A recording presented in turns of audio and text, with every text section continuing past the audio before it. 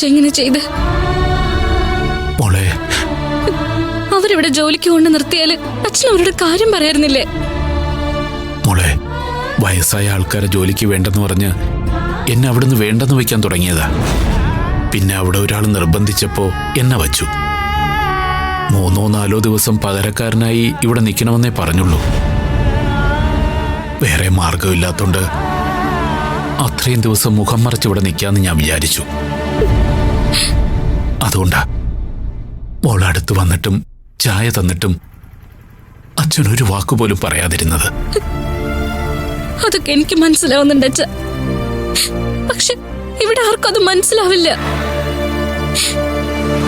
അവരുടെയൊക്കെ മനസ്സിൽ നമ്മളൊക്കെ കടന്നു കയറ്റക്കാരും കൊള്ളക്കാരും കള്ളന്മാരും ഒക്കെ. അതിനപ്പുറത്തേക്കുള്ള ഒരു സ്ഥാനവും അവര് നമുക്ക് തരില്ല. മോളെ, നാട്ടിലായിരുന്നെങ്കിൽ എവിടെയെങ്കിലും കുത്തിക്കിളയ്ക്കാൻ പോയെങ്കിലും അച്ഛൻ എന്തെങ്കിലും കിട്ടുമായിരുന്നു. പക്ഷെ ഇവിടെ അങ്ങനെയുള്ള പണിയില്ല. പിന്നെ എന്ത് ചെയ്യാനാ? കുടുംബത്ത് കാര്യങ്ങൾ നടക്കണ്ടേ? അച്ഛനെ അവരെയും ഇങ്ങോട്ട് കൊണ്ടുവരാൻ പാടില്ലായിരുന്നു. എന്ത് പ്രശ്നം ഉണ്ടായാലും അവിടെ തന്നെ നിന്നാ മതിയായിരുന്നു. എന്നാ പിന്നെ സൂര്യ സാറിനോട് പറഞ്ഞ് ഞങ്ങളെ അങ്ങ് വിട്ടേക്കും മോളെ. അച്ഛനെ കൊണ്ടും അനിയത്തിമാരെ കൊണ്ടും ഒരു ശല്യം ഉണ്ടാവില്ലല്ലോ. പറഞ്ഞു വിടില്ല. മാത്രല്ല, ഇനി അച്ഛനും അവരൊക്കെ തിരിച്ചു പോയാല് ഞാനും നിങ്ങളുടെ കൂടെ വരും. എനിക്കും ഇനി ഇവിടെ നിൽക്കാൻ പറ്റില്ല. എന്താ മോളെ നീ പറയുന്നേ? നീ വരാ അച്ഛൻ സമ്മതിക്കില്ല.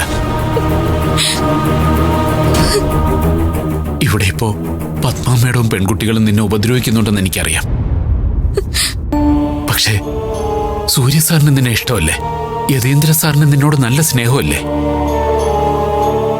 കെട്ടുതാലി പൊട്ടിച്ച് മോളെ കൂട്ടിക്കൊണ്ടുപോയിന്ന ദുഷ്പേര് അച്ഛന് വേണ്ട. ഈ കെട്ടുതാലിയുടെ മഹത്വം എന്താണെന്ന് അച്ഛൻ അറിയില്ലേ? അതിന്റെ പേരില് ഒരു അടിമയെ പോലെ കിടക്കല്ല ഞാൻ ഇതിനകത്ത്.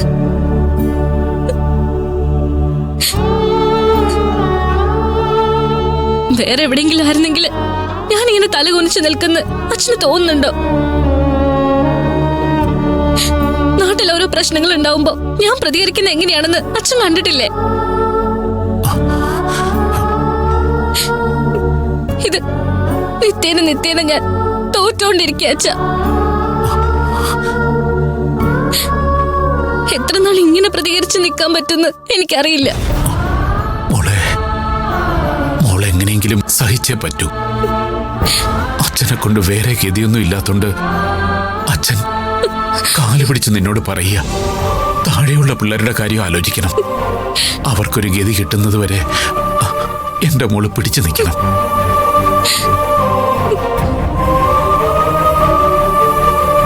അച്ഛൻ സെക്യൂരിറ്റി ഓഫീസിൽ വിളിക്കാം. മാനേജരോട് അച്ഛൻ ഇവിടെ നിൽക്കാൻ പറ്റില്ലെന്ന് പറയാം. ഇനി അച്ഛൻ ഇവിടെ വരില്ല. മോള് പേടിക്കണ്ട.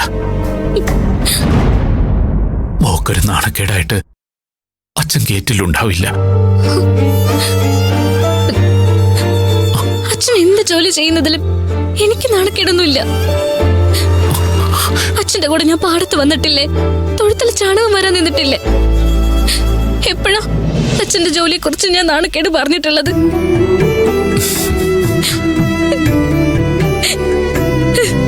ഞങ്ങളെ ജീവിപ്പിക്കാൻ വേണ്ടി ഞങ്ങളുടെ അച്ഛൻ ചെയ്യുന്നതൊക്കെ ഈ ഭൂമിയിലെ ഏറ്റവും വലിയ ജോലിയാണ് ഞങ്ങൾക്ക്.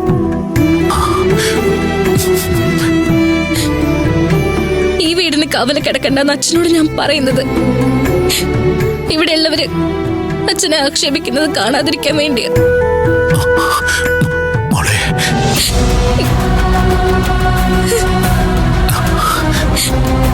വേറെ എവിടെയെങ്കിലും കിട്ടിയാൽ മതിയല്ലോ. വേറെ എവിടെയായാലും അച്ഛന്റെ പ്രായത്തിനനുസരിച്ചുള്ള മര്യാദയും ഒരു നല്ല വാക്കൊക്കെ കേൾക്കാൻ പറ്റുമോ അച്ഛ?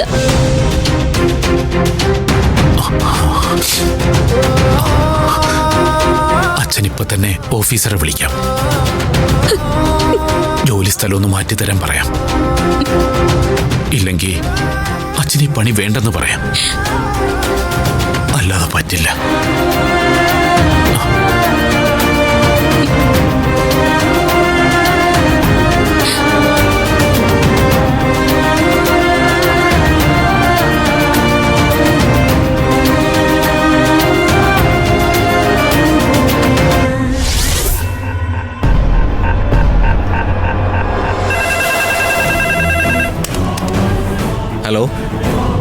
Vigilance security agencies. ഞാൻ പത്മയാ വിളിക്കുന്നത്. ആ പറയൂ മാഡം. ഇന്നലെ എൻ്റെ വീട്ടിൽ രാത്രിയിൽ സെക്യൂരിറ്റി ആയിട്ട് നിങ്ങൾ ഒരാളെ നിർത്തിയിരുന്നില്ലേ? ആ മാഡം, അയാൾ താൽക്കാലികമായി നിന്നതാ. എന്തെങ്കിലും പ്രശ്നമുണ്ടോ? പ്രശ്നമൊന്നുമില്ല. സുദേവൻ എന്നല്ലേ അയാളുടെ പേര്? അതെ.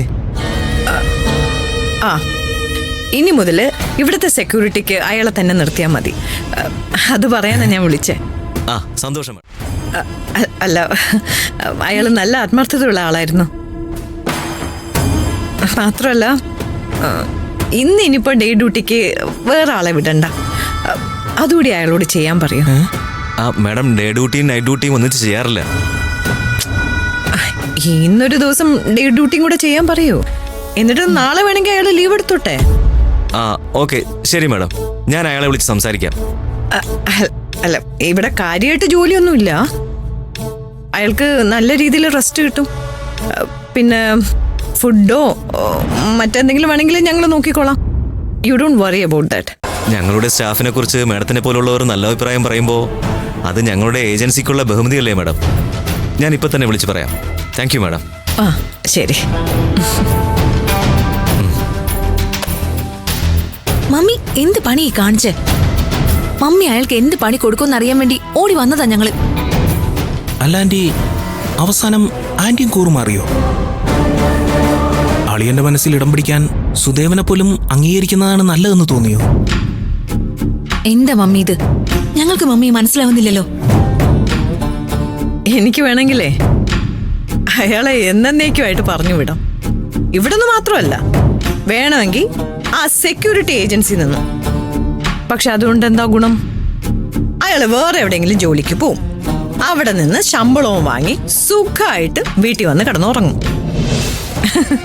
പക്ഷേ 2 ദിവസമെങ്കിൽ 2 ദിവസം ഈ ഗേറ്റിൽ നമ്മൾ അറിയാതെ കാവൽ നിന്നതിനുള്ള കൂലി അയാൾക്ക് നമ്മൾ കൊടുക്കണ്ടേ?